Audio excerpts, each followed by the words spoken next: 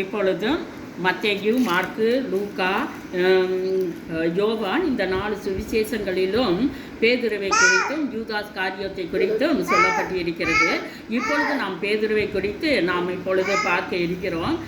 பேதுரு இயேசுவானவர் இந்த உலகத்திலே அவர் இருந்த பொழுது 12 சீசர்களிலே ஒருவனாகிய பேதுரு என்பவன் இயேசுசாமி வரக்கூடிய பாடுகளை குறித்து நாம் இப்படி பாடுபட வேண்டும், என்னை வாரினால் அடிப்பார்கள், நான் துன்பப்படுவேன், என்னை கைகளிலே கால்களிலே ஆணி அடிப்பார்கள், இப்படி என்னை சிலுவையிலே அறையப்படுவார்கள், நான் மரிப்பேன், 3ஆவது நாள் உயிரோடு எழுந்திருப்பேன் என்று சொல்லியெல்லாம் 12 சீசர்களிடத்திலே இயேசுவானவர் சொன்னார்.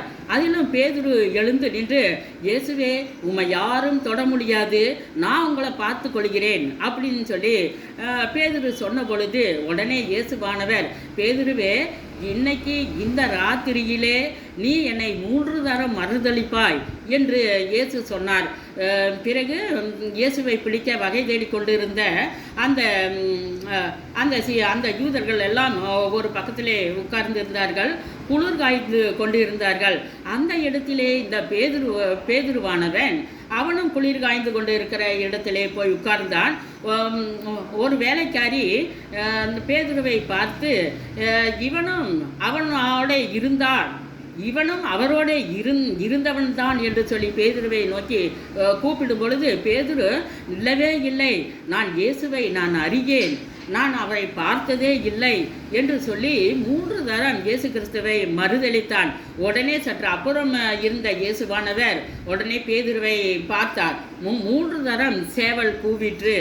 இயேசு சொன்னதை இவன் மறுபடியும் இந்த பேதுருவானவன் ஞாபகப்படுத்தினான். உடனே இயேசு பக்கத்தில் இருந்து பேதுருவை பார்க்கும் பொழுது பேதுரு இயேசுவை பார்த்து, இயேசுவே என்னை மன்னியும், நான் உம்மை மறுதளித்தேன் என்று சொல்லி மனங்கசந்து பேதுரு அழுதான்.